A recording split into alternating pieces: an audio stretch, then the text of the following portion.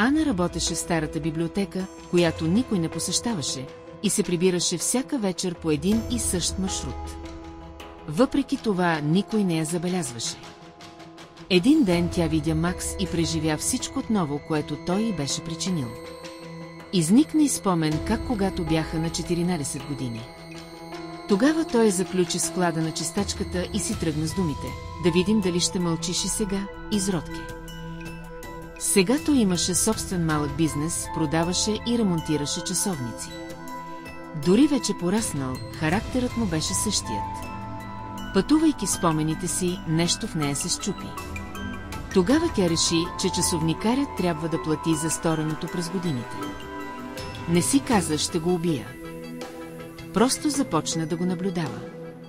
Да отбелязва движенията му, колко време прекарва в магазина, кога се прибира. Кога е сам. След време вече знаеш всичко за него. И една вечер просто го последва. Случи се бързо. Без паника. Без вик.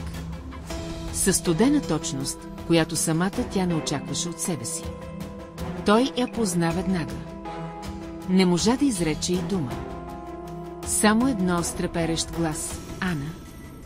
Тя го гледаше. В очите. И тогава разбра нещо: не изпитва вина за това, което щеше да направи. Само удовлетворение. Когато всичко свърши, седна на един камък, запали цигара. Все едно най-сетне бе махнала камък от гърдите си. Буквално. След това се прибра, взе си душ и си легна с усмивка, слушайки вятъра. На следващата сутрин новината за мъртвият Макс плъзна с пълна сила в града. Никой не заподозря Ана в това престъпление. А тя вече беше започнала списъка с имена. Всички онези, които се държаха лошо с нея.